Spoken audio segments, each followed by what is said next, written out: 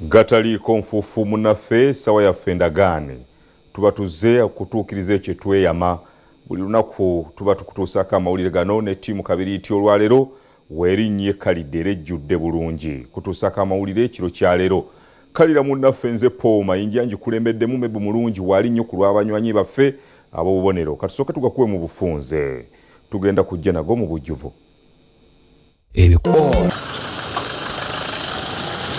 Poliisi eremesezza abalumbi w'ofiisi z'akakiiko k'ebyokulonda emukono okuzimenya. Tugenda kuyamba ku Electoral Commission okukuuma waneeno. Ebinaakozesebwa mu kulonda bammeeya b'amagombolola ne municipality bituusiddwa.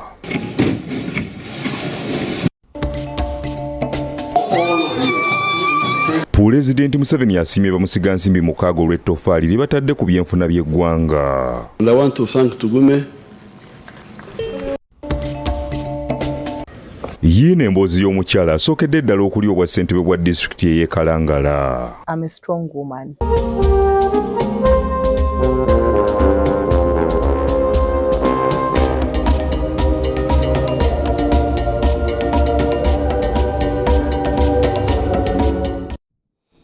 Obululu n'ebintu ebyenjawulo ebigenda okweyambisibwa mu kulonda okw'abakulembeze ba munisipaali ez'enjawulo mu disitulikiti y'e Wakiso bituusiddwa ku disitulikiti. Okulonda wonna mu ggwanga okw'abammeeya ba division ne municipality kuliwo ku lunaku Lwakubiri. Obululu n'ebintu ebigenda okweyisibwa mu kulonda abakulembeze ba munisipaali mu disitulikiti y'e Wakiso bituusiddwayo bikwasiddwa kulira ebyokulonda mu Wakiso Robert Musengoze buli box ebadde etikulwa nga malo kugyeko enneenya n'agiwandiika oluvannyuma ne bazipanga.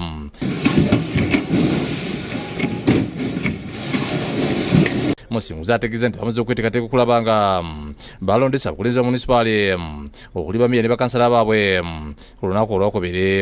Nfunye ebyokukozesa mu kulonda okuddako twakava mu kulonda ku C5 n'abakansala be kati tugenze mu kulonda okwa municipalities twetulonda ba municipality chairperson betuyita bammeeyazi baffe n'abakansalazi baabwe abagenda kukiika ku municipal council. Kyokka akubiriza abantu obutakuwa kulonda abakulembeze baabwe ku mitendera gyonna.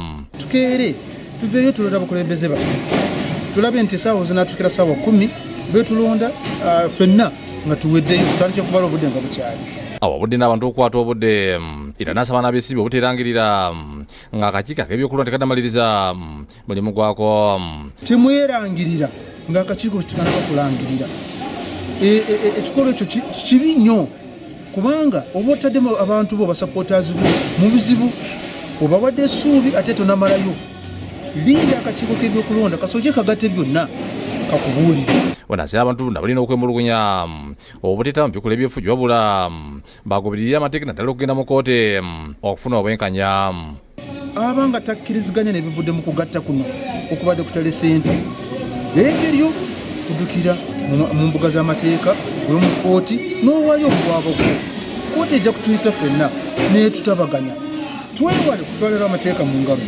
Twewale kuleeta embeera yonna kutale ssente oba ku polling station eyagala kuteekawo akavuyo kusasamaza abantu kutattaganya abalala fula mu kukola bye basalidde kukola. William Mutyaba yakusakidde guno ku Bukedde TV.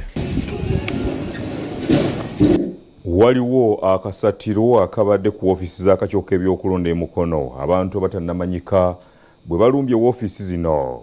Kigambibwa nti bano baliko bookisi z'obululu zibabadde baagala okumenya. Wabaddewo akasatiro ku woofiisi z'akakiiko k'ebyokulonda emukono abantu abatendegereka balumbye woofiisi zino ku bigambibwa nti badde baagala okumenya bookisi z'obululu obwamukono North babwongeremu. Weetuukidde mu kifo kino mu kiro nga poliisi ng'ekulembeddwamu aduumira poliisi mukulu Bernard Mugirwa ekubaganya nabo ne balemesa okuyingira mu kikomera kya woofiisi. Abamu ku basirikale balabiddwako wakati mu nzikiza ku woofiisi nga n'amasannyalaze gabadde gagiddwako nga bali mu kwetalo okulaba nga tewali bakiyingira.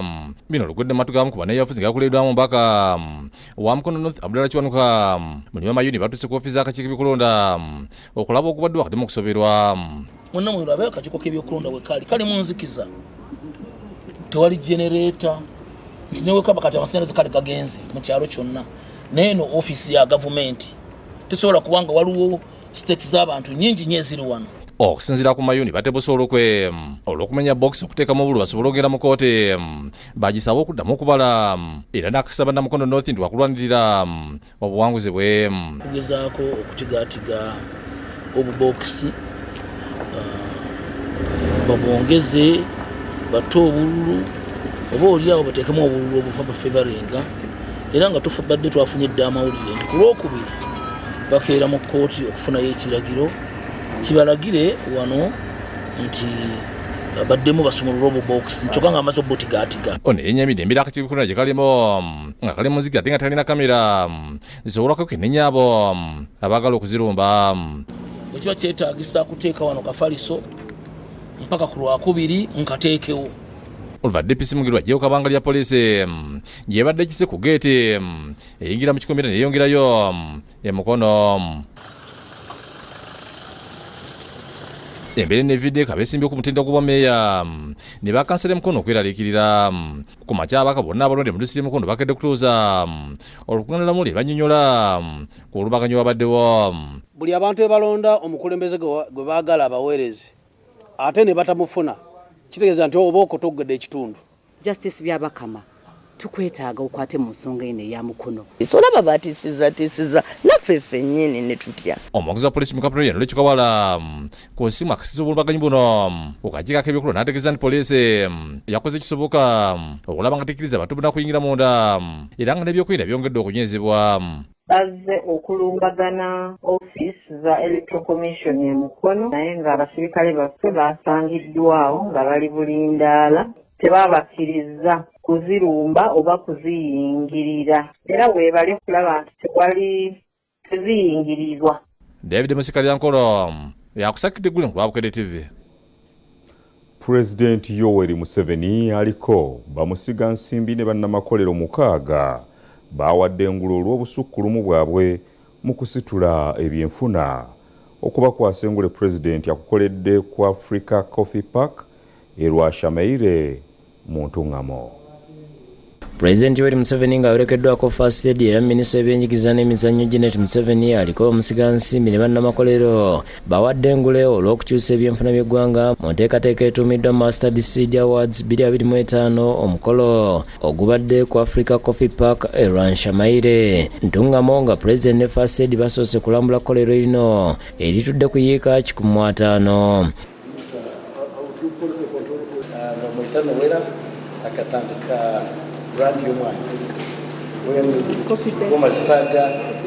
Omukolo gwateekeddwa aba Inspire Africa Coffee.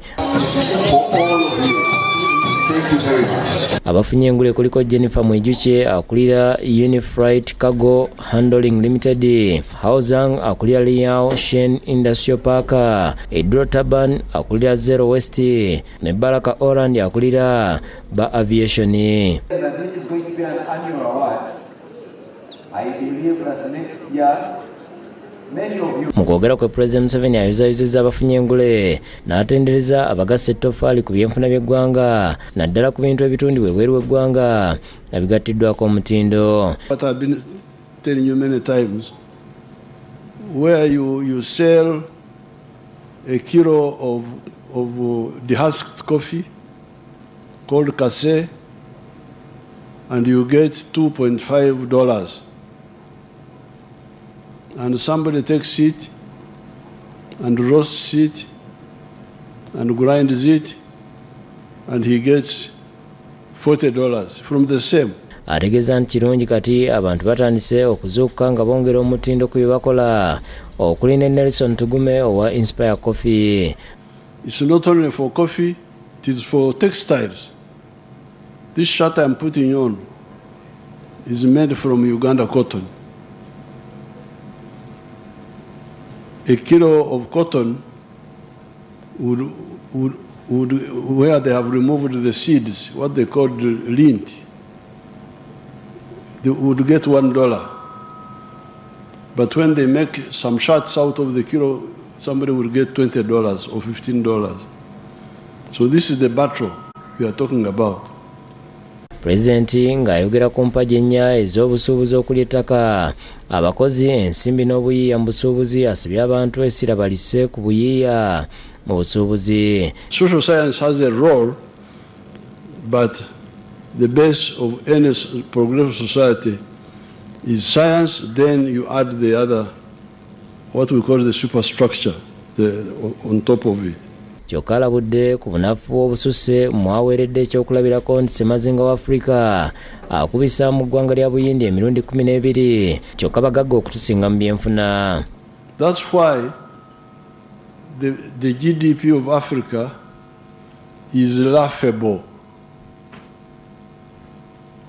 Africa is a land which is 12 times the size of India. You can put India into Africa 12 times. You can put the United States of America into Africa 4 times. And now our population is now 1.5 billion people. But our GDP is only 3 trillion, the whole of Africa. $3 trillion. President yebaza Tugume ne banne olw'emirimu emirungi gye bakola. Now, therefore, people like Tugume are very useful, and I want to thank Tugume. Ye Minisita wa Ssayansi, Obuyiiya ne Tekinologiya Dr. Monica Musenero ku lwa bannassaayansi n'abayiiya atendereza President Museveni olw'obuvujjirizi bw'azaabawa. We have generally taken 2 categories. One is to create new areas of the economy, areas that had not been here, they had not been part of our economy before, like the automotive industry. Tugume yebaza President Museveni olw'okutuukiriza ekirooto kye. It started making sense to me, Your Excellency, when you said we are donating and donating. And then I took it a notch higher, that Your Excellency, why Africa we've not proceeded too much is because indeed of what you've been telling us, that we've been donating and selling our coffee at $2.50, and the other people get even $20 and $30 and $40. Your Excellency, I want to thank you before all these people and the media. If it wasn't you, this dream would not take shape. Ali Waswa yakusakidde gweno ku Bukedde TV. Kuliko ddala musasi waffe. Agnes Lunkuse ye mukyala yasookedde ddala okulondebwa ku bwa ssentebe wa disitulikiti ey'e Kalangala. Kakati tukuleetedde olugendo lw'omukyala ono mu by'obufuzi na biki byagenda okukolera abantu. Agnes Lunkuse yawanguddwa obwa ssentebe wa disitulikiti Kalangala era nga ye mukyala asookedde ddala okutuuka ku kkula lino mu bizinga ebyesese. Ono yawangulidde kadi ekinakinaali nga mukyala mufumbo ng'abaana lina era amaka gasangibwa mu Kalangala Town Council. Mu mboozi yakufuba n'omusasi waffe Samuel Nkuba azikutita mu bulamu bwe obw'essomero. Tatange baamala omukuba amasasi yali takyalina busobozi buddamu kukola kuweerera abaana 6 bye yali alina. Mamange yali housewife, yasuubulanga ebyennyanja ku mwalo nga lufugo, era naye talina busobozi buweerera baana bano 6 be baali balina. Kati ng'omuntu yali alina ekirooto ekyokubeera ow'enjawulo mu family n'ekitundu mwe nakulira nga Kalangala. Ko weetegereza Kalangala mu myaka gyaffe egyo, olaba abaana abasomye nga bawala baali batono. Nze nali nina ekirooto n'okuyaayaana. Agamba nti bayizi bane baali baweererwa essomero baamuwaliza nnyo okwesimbawo abeere omukulembeze waabwe. Kati abaana ne banzikiririzaamu. Enfuuka omukulembeze w'abaana baali ba school dependent by then. Otutuuka okulonda twali tulina head girl bamuyitanga Viola Bana Lukenge, n'ava ku ssomero nga tumaze okumulonda mu second term ya senior 1. Kati mikwano gyange bano be nakulemberangamu nga tusaawa ku ssomero okusobola okufuna school fees, ne baŋŋamba kati nawe jangu weesimbewo nga head girl wa Bishop Dunstan. Wadde nga Museveni yali mukulembeze oluvannyuma olw'okusoma talina kifuna kimu, wadde ku kyalo kye yeesimbako alaze ensonga 3 zamuwaliza okwesimbawo ku mulundi guno ku bwa ssentebe wa disitulikiti y'e Kalangala. Waliwo omukyala yali azaalidde mu lyato, azadde obulongo bwe 2, naye enkuba yabasanga ku nnyanja. omwami we yandaba nga mpakinga ku lubalama emwena nangamba soko jjo tuyamba otwala abaana bano ku ddwaliro enkuba etukubidde mu lyato nga tuva ku mazzi ndoza saidi ya Kaagonya mu muluka gwa Bunyama nenkwata abaana bano ne bateeka mu kamotoka ne mbazinga mu leesu yange ne tuba tukkirira ku Starbex okkirira Kalanga L Center 4 abaana ne bafa abaana ebafa omukyala placenta yali ekyalemeddemu omwami wendoza yali amukubidde nankubira simuleete nyamba abavudde buvuzi obaleete ebugoma that pain nga maama najiraba n'ennuma Longosa agamba nti azze kuvuga ebikoleddwa bamusookawo sinakindi kubigerageza kuwabula azze kuwuliriza bannakalangala bwe tumubuuziza obukulembeze tebutte maka ge bw'ati bw'ayanukudde. In the first place, I'm a strong woman.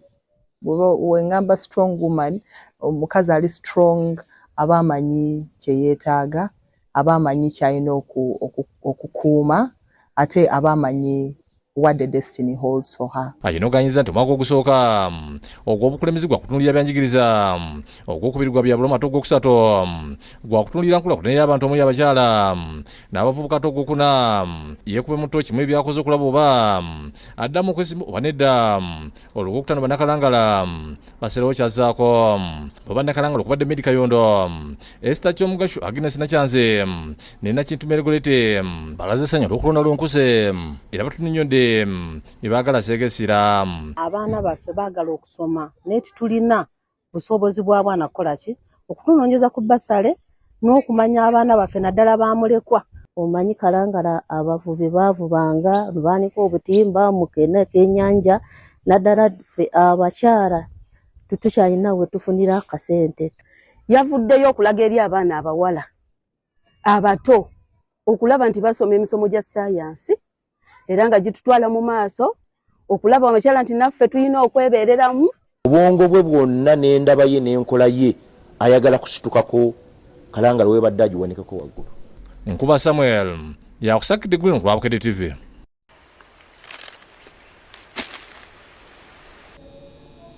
Ate President Yoweri Museveni atendereza obumu obuli mu ssiga eddamuzi bw'agambye nti buno buyambye nnyo abantu okutuusibwako obuweereza okwetoloola eggwanga lyonna. Bino President abyogeredde ku mukolo ogw'okulayiza Ssaabalamuzi omuggya Dr. Flavian Zeija ogubadde mu maka ge ekisozi mu Gomba.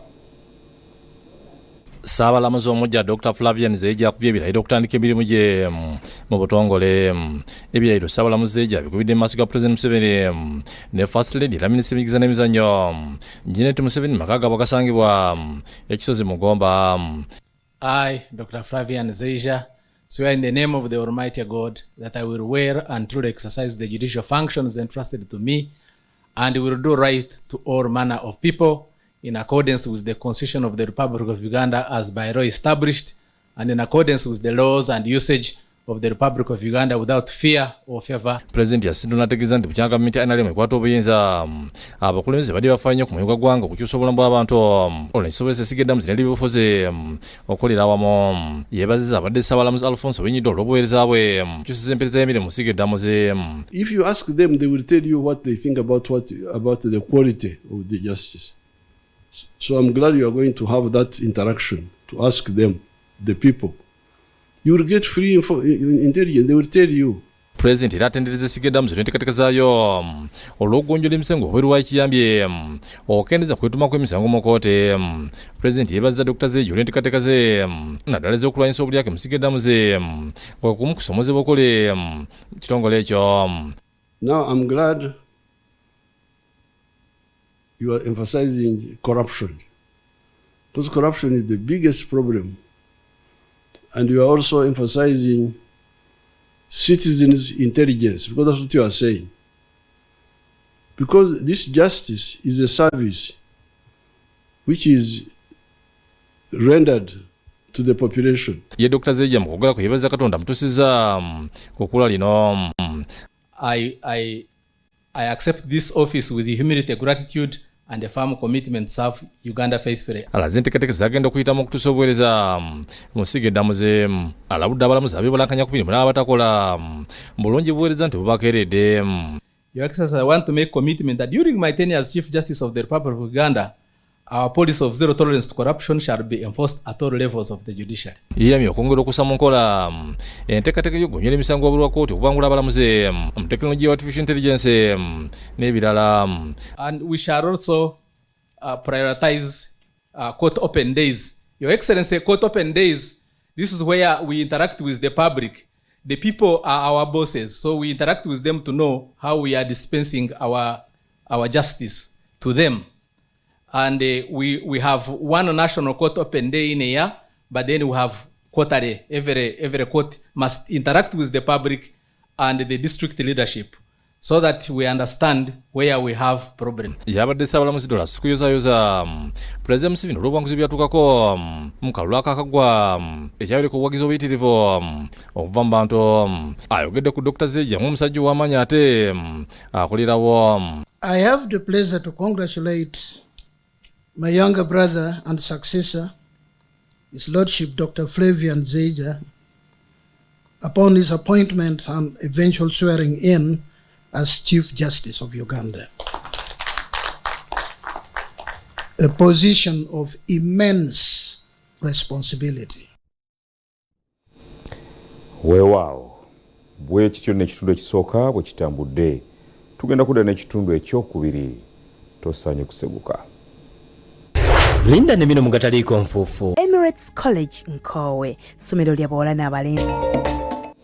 Ab'ekika ky'Emmamba Kakoboza n'abatuuze b'e Bukerekere mu Wakiso balaajanidde olw'omugagga. Bano bavuddeyo ne balaajana olw'omugagga okwekobana ne ssentebe w'ekyalo n'omutaka Nankere ne baleeta weetiiye ne basenda emmere yaabwe. Bano bakaabye nga batulaga emmere yaabwe eyasendeddwa.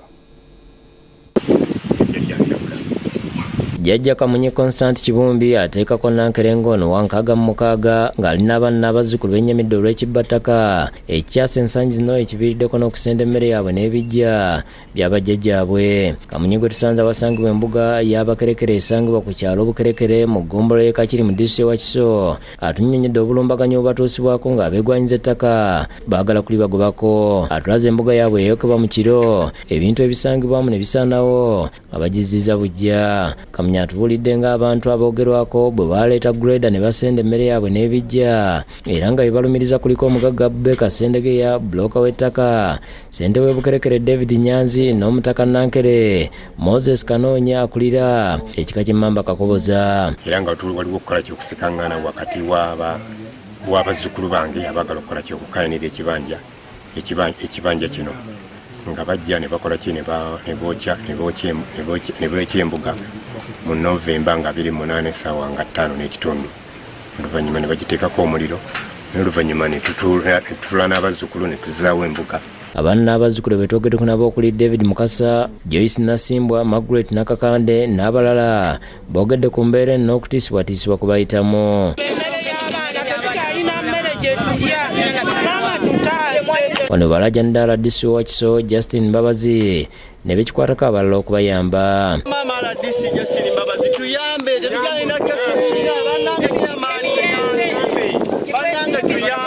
Abazzukulu bano nze nina 12 wano. Omuggalanda asoma siniya 3 yalina omusiri gwa muwogo, yalina emisiri gy'emmwanyi 2. Nze mama waabwe nayina yikaze emmwanyi ezo 2 byonna babisendawo. Abaana abazzukulu tetulina kye tunaabaliisa kati enjala egenda kutuluma, abaana tebalina kyakulya. Nina muwala wange ali ku university ali ku mwaka ogw'okunaagumazi looya naye agenda ku mwaka gwa 5 naye tasobodde kgenda kubanga ssente zibadde zimuweerera zibadde zivooko. Maama yafa wa myaka 21 namulerera emyaka 17 naŋŋamba situndanga kibanja wabula omuntu alinzijanjaba nandabirira nga bwe mulabiridde gwe ndirekera ekifo ekyo. Kojjange Nankere yakitunda n'akiguza omusajja oyo Sendegeya. Batulambuza ebintu ebyayonoonebwa okuli emmere ebijja n'ebirala wakati mu kulaajana. Waliwo n'abakadde abakaabye balabye emmere n'emmwanyi zaabwe nga byasendeddwa ekitundu ekiwera kumpi 2. Tusobodde okwogerako ne balumiriza okuli Nyanzi ssentebe w'e Bukerekere n'ayogera ebikwata ku ttaka eryo. Ensonga ezo zaatuulwamu kodda n'omwaka ndowooza 2023 era nebigendewa owekitiibwa Charles n'asindika omuntu najja kugula n'omusaveya era nebagaba n'ekibanja ekyasooka ekyekyemmanga. Omugagga Sendegeya ku lukomo lw'essimu yasambaze ebimwogerwako. Kuba baatuulako era ne bona mu luggya lwange. Nimbagamba bannaye mwe abatuddewo ne mbuuza tya bano babadde balina obutakkaanya ng'ono Kamunye ne bagerere Kamunye abadde akuuma ekibanja kyabwe naye kati bazze okukola ki okukikozesa. Omutaka Nakere Kanoonya ku lukomo lw'essimu atunnyonnyodde ebiri wakati w'abantu bano era n'abawa amagezi okutuula enjuyi zombi bakkaanye balabe bayinza okutereeza ensonga zaabwe. Kubanze kyentunuulira kino nti abantu tebagwanidde kulwana lubeerera nti bwe babanga balina omukisa ogutuula batuule boogere kubanga jjajjaabwe y'omu abantu abo tewaliwo weebweru nti bali bwe bafa babaleeta awo nabano bafa babateeka awo kakati enkya bwe baleeta omulambo ogufeere nga bano badduka beesibira mu nnyumba tebajja kuziika. Bituuse yakusakidde gweno ku Bukedde TV. Erijje byonna tubikulagira. Bazadde ba Lord Mayor Ssaalongo Ronald bali mwezo Nsubuga n'abataka b'Entebe Nakiwogo gyazaalibwa bano bategese okwebaza Katonda olw'ekkula omwana waabwe lyeyatuuseeko. Father Hamani Zuwa yakulembeddemu mmisa nunu n'amukuutira nnyo okwewala entalo. Mmisa eteekeddwa abazadde ba Lord Mayor wa Kampala omulonde Engineer Ssaalongo Ronald bali mwezi Nsubuga w'engombe ya Lord Mayor atuukikako ebadde mu maka gaabwe gasangibwa Entebe Nakiwogo.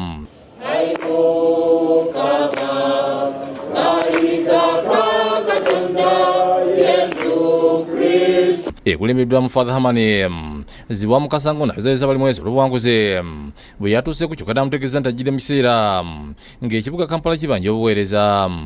Lord Mayor emyala mu kibuga abasuubuzi bakaaba nze siyingira kibuga na motoka yange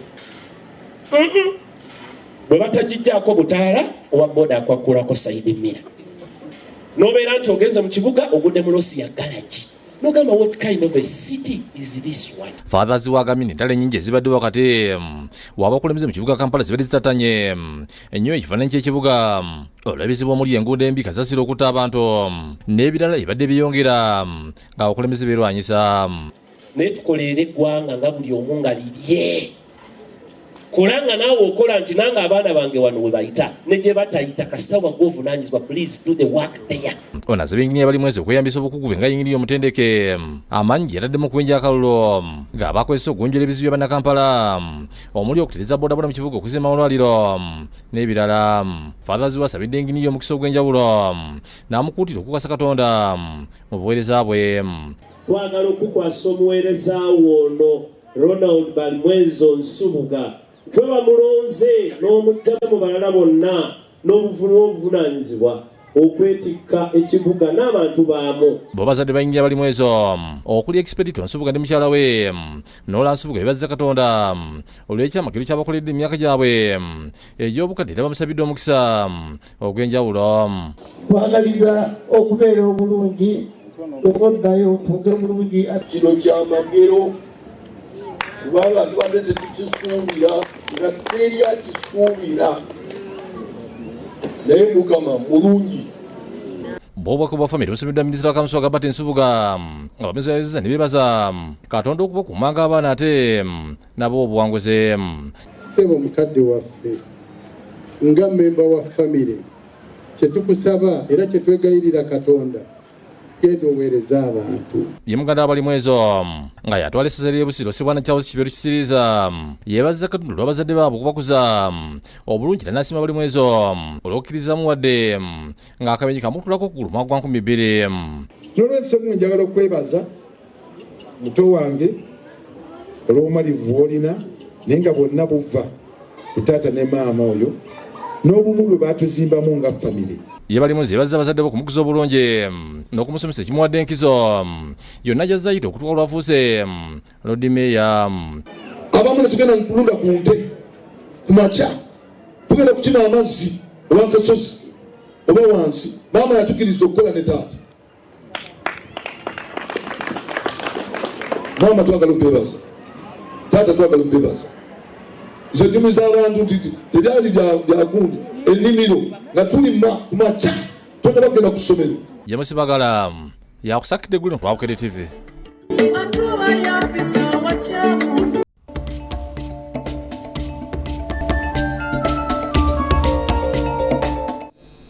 Omulabirizi w'ennamirembe Moses Banja kubiriza abakristaayo kuwangana ebitiibwa saako n'okukuuma ekitiibwa ky'obufumbo.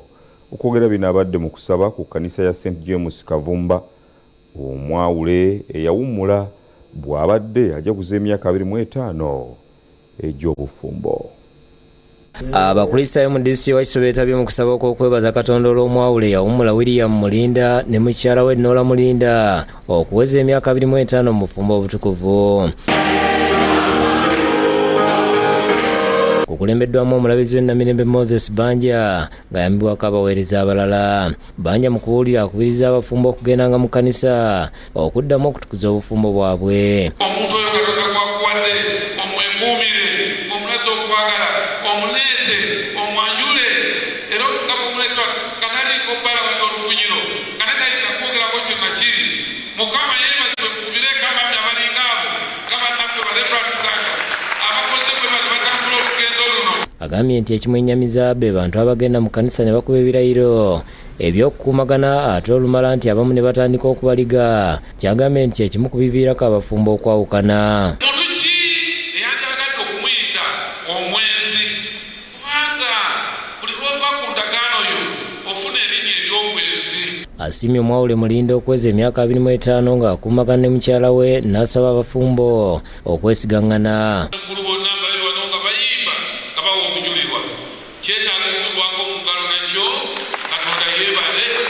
Mulinda ne mukyala we beebazizza Katonda era ne bannyonnyola bye bayise mu myaka 25. Tewali muntu mulala yenna asobola kujjako nga weekutte kwa Katonda era Katonda bw'omwekwata ebigambo byonna biba birungi. Era bintu otekukitwala nga kikulu abaana omuntu akikuwadde muki mukulu ate bwe kiba Katonda yakikola kitegeeza nti oteeka omugondera yakiteekawo olwekyo ayina engeri gyayagala mu kitundu ekimu ayagala twagalane. Naalongoloozi bingi Kawisa akulira abakyala abafumbo mu bulabizi w'ennamirembe akubiriza abafumbo okwekwasanga Katonda mu buli kimu okulaba nga bakuuma obufumbo bwabwe.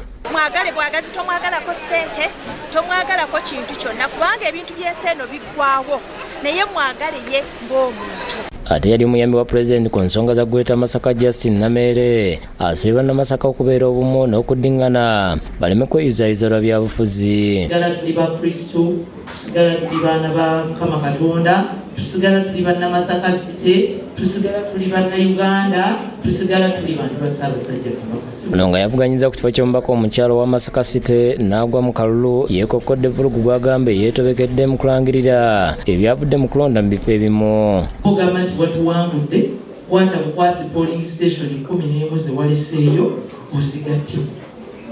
Ekibalula oba kisigala kikuwa buwanguzi bwo oba bwa Justin Nameere. Kintu kyangu nnyo. Okwogera bino abadde atalaga amasinzi ag'enjawulo mu kibuga Masaka okuli ekereziya y'Eruvule n'eyekyali n'okukyalira ku bayisiraamu mu bitundu by'ekya Nakase mu kimaanya kabonera n'ekigendererwa ky'okubudaabuda abakkiriza.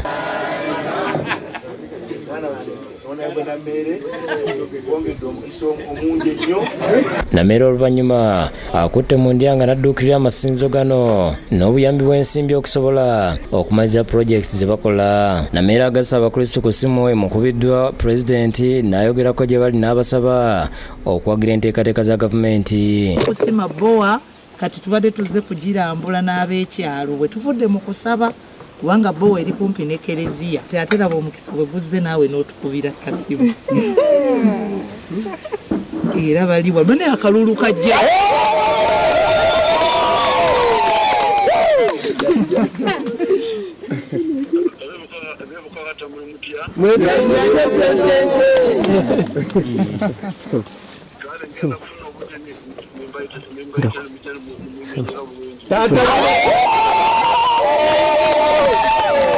David Tamale ne Jacinta Bwanika bakusakidde gwino ku Bukedde TV.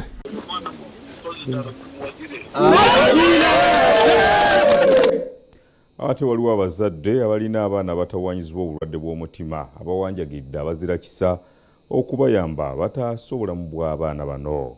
Bagamba nti ensimbi ezeetaagibwa okubajjanjaba tebazikwatanga nako. Fatuma Nalubega Alima yazze wano ku kitebe kya Bukedde TV ng'asaba obuyambi bwa mutabani we Ashley Kigozo w'emyaka 4 eyalwala obulwadde bw'omutima. Annyonnyodde engeri omwana ono gy'atawanyizibwamu obulwadde n'asaba abazira kisa okumuyamba. Alina ekituli ku mutima n'omusa ogufulumya omusaayi era ku mutima gwazibikira. Akuze alwala nnyo n'omwana wa myaka 4 naye alinga myaka 2 akuze alwala nnyo nga tetumanyi kimuluma nga bakanya mukebera batugamba infection mpaka twakazuula mu December nti omwana yazaalibwa bw'ati nga kye kimutawaanya omutima. Ategeezezza nti baamusaba obukadde bwa kuno 8 nga tebazirina n'asaba buli alina ky'asobola okubadduukirira. Kati bagambye wano Uganda tebasaa mulongoosa alina kulongoosebwa India. Tubadde tusaba ku buyambi gule ekikwatako kubanga twabazeemu ssente nga twetaaga miliyoni nga 8 okujjanjaba omwana ono. Nsaba ku buyambi buli anaaba asobodde bambi mu ntaasi za kanakano. Buli kaseera kaba kalwala omutwe guba gumuluma akaaba omutwe. Buli ssaawa aba mulwadde, saa zino waba omulamu ssaawa eziddako aba mulwadde. Omutwe gumutawaanya nnyo tassa bulungi. Ne Asha Kawala omutuuze w'ekkulambiro mu Kasaana zone alajanidde abazira kisa okumuyamba asobole okutwala omwana we. Shani Kafeero w'emyezi 9 okulongoosebwa obulwadde bw'omutima. Agamba omwana yazaalibwa n'ekituli ku mutima wabula nga teyasooka kukimanya bwe yatandika okulwala nga buli lwalwala basibira ku oxygen ekyamuwaliriza okumutwala emulago bwe baamukebera ne bakizuula nti alina ekituli ku mutima. Twasooka tutuuka waka ng'omwana assa nnyo assa bubi ne mutwala mu ddwaliro emulago ne baŋŋamba nti alina ekituli ku mutima. Ategeeza nti bamusaba obukadde 7 okusobola okulongoosa omwana. Omwana okuba yennamuzaala ntawaanya tavako okisigeni tawona kifuba buli ssaawa tubeera mu ddwaliro kasente kenkola ke kagendera ku mwana. Simbadde nsaba buli muzira kisaali eyo balina wasobola otuyamba atuyambe tutaase omwana. Awalanga alina ejjajja wa Kafeero wano we basabidde abazira kisa okubayamba okusobola okutaasa obulamu bw'omwana waabwe. Akazikubanga akasooka kano akamwala wange omwana waasooka muyambe buli asobola yenna atuweeyo kyonna kyalina. Akazikulu bakalongoose kawone naye kabeera buli kaseera akalwala tekavako osigeni bisobola bana bakalongooseza kajja tterera buli andaba mwenna abakulembeze mwenna abakulu mu ggwanga mutuyambe. Damba Tadeo yakusakidde eggulire lino ku Lwabukedde TV.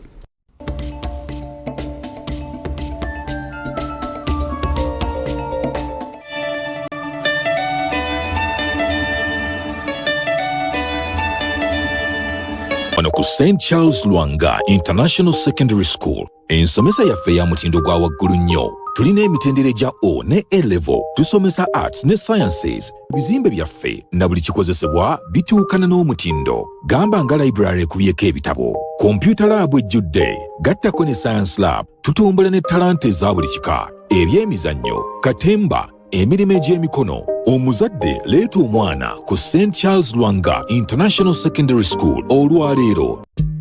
Movit Relaxer Cream, brought to you by Africa's leading hair and skin experts. I get to wear my hair like I live my life. Movit Relaxer features a moisture-locking ingredient that protects your strands for strength, length, and lasting health, however you wear it. Curly, bouncy, or straight. Movit brings a dazzling brilliance to black hair. Keep moving, keep shining. Bring your hair gold to life and embrace the extraordinary version of you. Movit, all day confidence.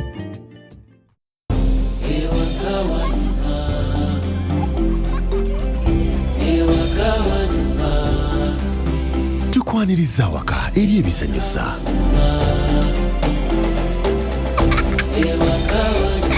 Eri Wi-Fi buli wamu.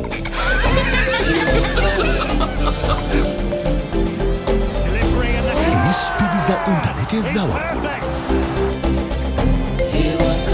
obukuumi.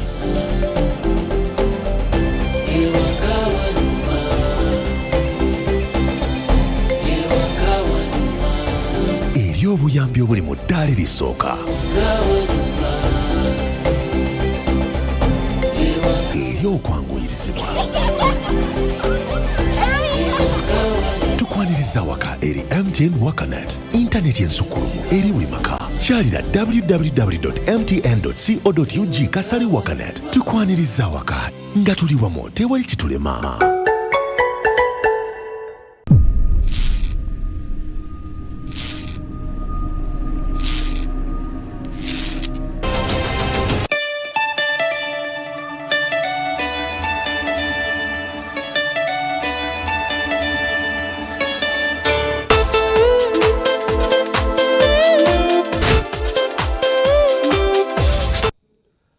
Agataliiko nfuufu ag'ebyemizannyo omwaka 2025 guno gubbuludde omuzannyo gw'emmotoka ez'empaka n'eddigi mu ggwanga nga wano tulabidde ne kungula ya Afrika oluvannyuma lw'emyaka 26.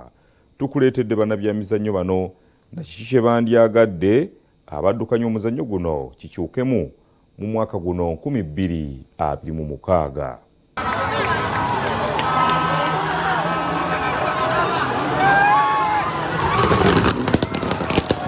Wakutumukete ebiro mwaka 2026 ebiruubirirwa by'ebyenjigiremu bituukirizibwa n'ebirala ne bigaana olw'ensonga ez'enjawulo. Wano bannaffe omuzannyo gw'emmotoka z'empaka ku kalenda y'omwaka guno ne basaba ebintu ebimu bikyukemu okusigala nga beenyigira mu muzannyo. Ekintu ekisookera ddala kyenjagala kibeere nga kikyukamu. Ekisooka timing ya obudde abavuzi kwe tuvugira weesanga nti waliwo nnyo embiranye badde ekendeddemuuko naye bimaze ne bitabukamuuko. Kyenjagala omwaka guno 2026 kibeere nga kisyusibwamu buli muntu afune obudde bw'aba atambulidde mu kkubo omuwanguzi alangirirwe nga muwanguzi nga naye akakasa nti ekintu ekyo nkirwaniridde nga ekyo kitwetaagisa okubeera nga tufuna amasaawa ate era nga galwaningibwa abantu abo baba beesigiddwa nti gundi ne gundi bajja kutwaliza ezo zibeera nga ntuufu. FMU bingi byalina okukola era abajja mu ofiisi bamanye nti bingi byalina okukyusaamu. Okusookera ddala nze nga omu ekigambo kya timing kimpisa bubi nomala rally essaawa 8 lula zino zifuluma enkeera waalwo okitegeera tekiba kirungi. So tusaba FMU mu budget yayo gyeteekamu eteekemu timing equipment ng'ebintu bijja mu budde. Bwemala rally essaawa 8 ekinene nnyo essaawa 10 nfune results zange zibeewo, si kubeerayo ono n'akaayana ate ne mukyusa emirundi 20 nga muli ku kintu kimu.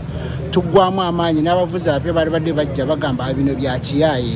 Ffe tusaba federation lwandiwa gavumenti kati ngewali nti waliwo chance eyo nti oba waliwo gavumenti etukwatirako federation naye eveeyo esobola otukwatirako lwa nsonga buli event lwezigenda ewala tubenga waliwo kye basobola otukwatirako naye ojja n'obeera ne event nga yeewala ate ne batandika okugamba nti ate kilaabu eyagala entry fee mitwala 5 kuta 5 oba 4 otaddemu ate n'ovaawo n'otandika okunoonya amafuta olina okugula spares ezisobola okulwaninga mmotoka yo okulaba nti esobola okgenda omumalako emipiira.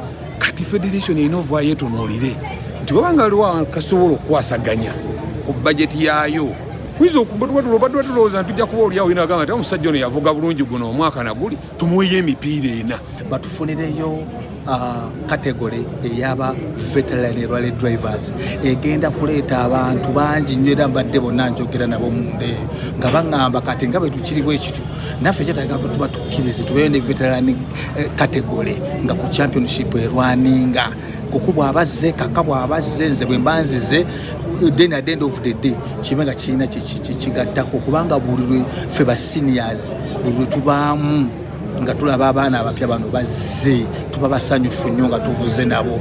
Wabula Rashid Makumbi yasabye ekibiina ekiddukanya omuzannyo gw'emmotoka n'eddigi okubayambako naddala abaana abavuga ppiki.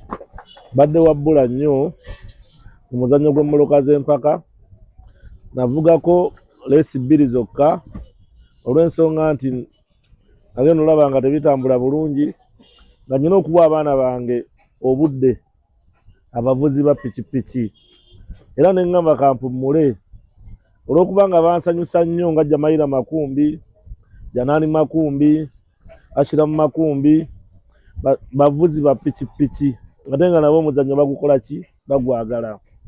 Naye challenge gye nafunamu nti nno buli omwana bwakula yeetaaga pikipiki okukyusa piki.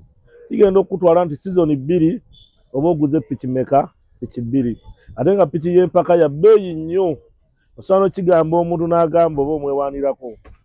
Naye nga nsaba aliyo yenna alina obusobozi era anyumirwa omuzannyo ogwo asobola okuteekamu kasente kubanga Jamaira alinga kati ambasada waffe olw'okusinziira nti ye number 1 champion wa Uganda mu bakyala yaliwo kati akyasinze ate nga ne mu balenzi mu kirasi gy'alimu alabika wakubiri oba wakusatu.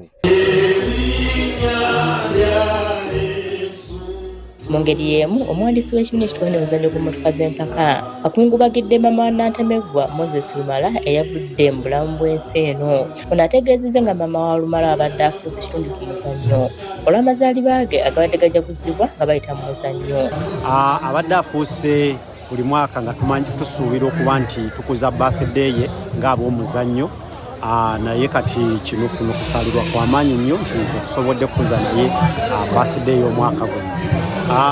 Twagala okukungabagira wamu ne Moses Lumala ne famire ye yonna. Empaka z'emmotoka eza kalenda y'omwaka guno za kutandika mu Gwokusatu ng'ennaku z'omwezi 2.